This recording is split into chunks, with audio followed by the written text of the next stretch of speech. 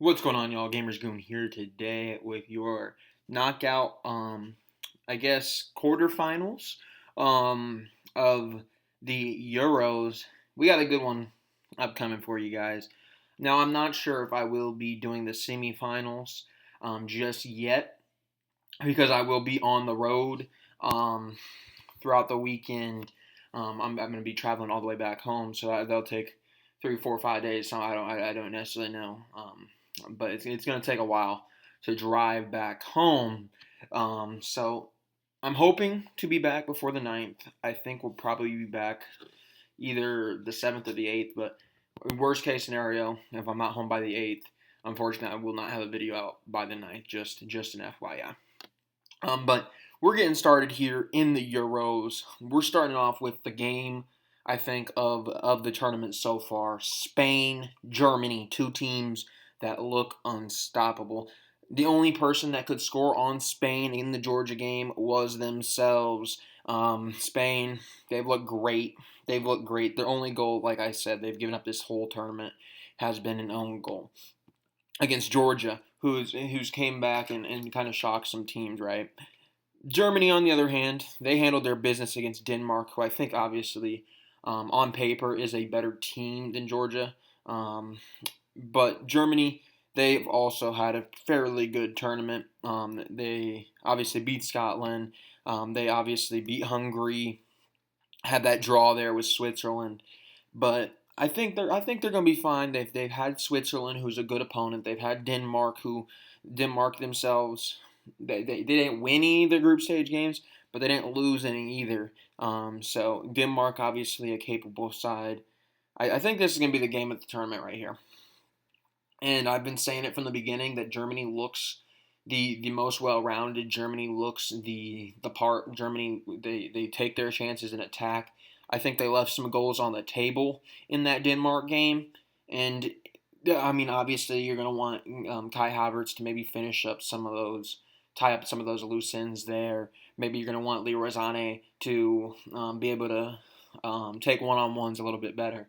But really, you look at this Germany squad, those two guys right there, Kai Havertz and Leroy Sané, have been really good for them so far. Musiala has been, to me, the player of the tournament so far. He's been really, really good. He's been really impressive. To me, he looks the part, very much the part of an elite midfielder. He looks like probably the best midfielder in the world right now. If you're watching in this Euros, he looks special. And then you look at Spain. They're another team that, man, they're just stacked, right? Nico Williams is playing really good. They got Yamal. I mean, he's still what, in high school? I mean, and he's out here putting on a show. He has 2 assists. Obviously, that midfield we know of all the names in there. Rodri, Pedri. They got some really good defenders. I mean, Spain. They are. If Germany is 1A, Spain is 1B. Those two teams are neck and neck right there at the very, very top of teams that I think could win this whole thing. I think the winner is going to be whoever wins this game. I'm excited for this game. Unfortunately, I'm going to be on the road, so I'm going to have to probably try to tune in or listen in or something like that. Um, um, and put the audio on my phone or something like that. But this is going to be, on paper, it looks like the game of the tournament. You got two teams that look unstoppable. Germany, like I said, the attack is absolutely brilliant. Spain, I mean, Spain have not given up a goal that wasn't because of their own doing this whole tournament. So obviously they could maybe halt some of that Germany attack that's looked so good. Ultimately, though, I've been riding with Germany from the beginning of this tournament. I believe they're who I picked in my preseason, or not my preseason, my pre-Euros predictions. I'm gonna keep going with Germany. I'm gonna keep riding with Kai Havertz. I'm gonna keep riding with Musiala, Leroy Sané. I mean, that Germany squad is just really, really, really, really good right now. And I think they are going to capitalize off a lot of their young guys right now, really hitting their peaks. I mean, like I just said, Musiala to me has been the player of the tournament. Next, we get Portugal versus France. Portugal barely made it through off pins to Slovenia. They did make it. I mean, the pins weren't close. The pins weren't close. I believe. I mean, what? Yeah, 3-0 in pins. 3-0 in pins. Diogo Costa did not give up anything. He did not give up anything. And I honestly don't know how he wasn't voted the top mob player of the match, to be honest with you. I mean, 3 pen saves is ridiculous. One after one after one. But anyways, they got through. Portugal really did not impress me in that game. Obviously, their pins they were cool, calm, collected. They looked like they'd been there before. They were able to compose themselves. But between those first 90 minutes and the extra time, I was not really too impressed with what they put on the field. I mean, it just wasn't all that great. And Slovenia, I understand they have some up and coming talent. They have some guys there. They obviously have Oblak at goalkeeper, but I don't know if you're struggling against Slovenia, if you're going to beat France. I know France beat Belgium 1-0 off an own goal, but France, to me, they just seem like one of those teams that's one of these giants just waiting for the right moment. They're just sitting in silence right now. They were not making too much noise, and they could erupt at any point. I mean, Maignan in goal. Obviously, we know how good he is. I mean, their whole defense is absolutely nasty. You got Koundé, Upamecano, Saliba. Shout out to my Arsenal boys. And then Teo Hernandez. I mean, that back four is nasty. You got Shoutmini in there. N'Golo Kante has been really, really solid since he's came out. I don't think Rabiot is going to be playing, but I mean, Mbappe is obviously there. They just got a lot of weapons in France, and Portugal struggling with Slovenia. I understand they did get the job done, but to me, France is one of those teams, man, that they might not be pretty, but they find a way to win. It might not be convincing, but they find a way to win. And when the moment's the biggest, I think France will deliver, and that's kind of what I'm going to go with here. I think France will beat Portugal. I think it will be a good game. Maybe not as good as that Spain-Germany game, but I think it will be a good game, and France should win the game. So we're going with France there. Next, we got we're going to save the England one for last, why don't we?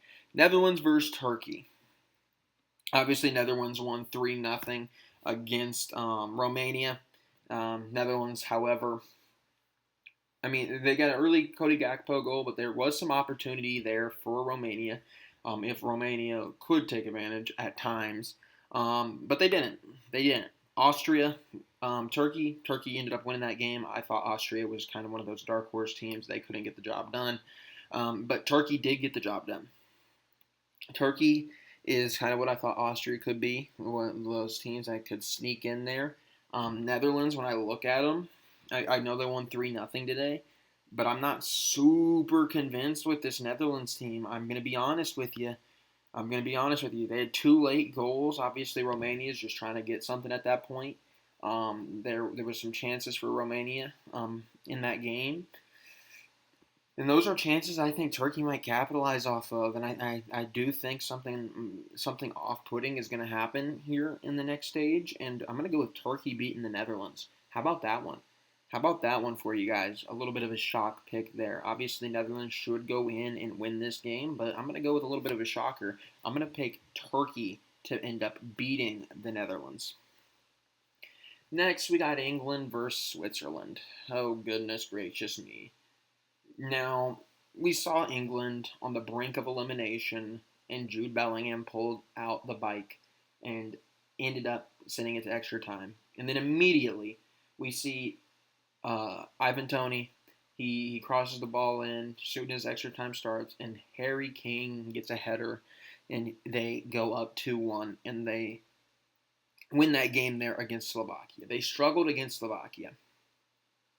And this England team, to me, feels very similar to the Italy team that Switzerland just beat. Italy, we said it coming in, they really didn't show too much. I mean, they really weren't all that controlling in the group stage. They got points. They came out with 4 points, but it wasn't really convincing. Italy just we knew that they could. You look at what I'm saying though, because this could be the same thing said for France, but I think France is a little bit more of a sleeping giant than maybe England. But England just hasn't really been convincing at all. They, I think, are not very good attacking wise. I think there's a lot of questions with Gareth Southgate and what he's doing with the lineups. I mean, we don't really have a consistent like. I mean, you got people thinking Minu should be in there to start. You got people preaching for Cole Palmer. I mean, he threw Saka out there at left back in this game. This whole thing is a disaster for England. This whole thing for England to me shows that England needs to get rid of Southgate. Needs to get rid of Southgate. You need to make sure that whoever is there is no longer there because they desperately need some help. I think, and a lot of that comes defensively. Also, I don't think the left and right back should be Trippier and Kyle Walker. Obviously, Ben White is not going to play as long as the coaching staff is there. I mean, obviously, Harry Maguire wasn't fit, and I know you might be sitting there, Harry Maguire, whether you like it or not, he's been solid for England. He's that kind of player that they kind of need on this team. Because Trippier and Kyle Walker have not been good enough, in my opinion. The midfield hasn't been that great. Let's be honest. I know Declan Rice is in it, but they haven't been that great. Jude Bellingham, besides his bike that he pulled out, wasn't really all that impactful in that game. I mean, Phil Foden, Saka. I mean, nobody really looks that impactful attacking wise, and it's crazy to say because we see Phil Foden being one of the best players in the Premier League. We see Bukayo being one of the best players in the Premier League. We see Jude Bellingham being one of the best players there in La Liga. We see all these guys around here that are really, really, really, really, really, really talented, best players on their teams, but they come here for this England camp and they're just not performing. And I think a lot of that's to do with Southgate. I think a lot of that has to do with Southgate and his tactics. So England, I mean, it just feels like they're comfortable. It just feels like they don't want to take risks. They don't want to attack. And Switzerland, I think Switzerland is capable. I mean, they drew with Germany. They beat Italy. We've seen it with this Switzerland team that if you don't go out and your main goal going in isn't to just try to beat them right away. If you're gonna play it calm, collected, Switzerland can do that. They can go for a 1-1 with Germany, and now they push you to extra time or push you into penalties, or if you don't want to really take your chances, they can beat you and end up doing what they did to Italy to you. I think Switzerland is a little bit of a dark horse here because you look at this England team and something feels off about it. And Switzerland is the perfect team to exploit that because Switzerland, they play really well. Switzerland is not going to.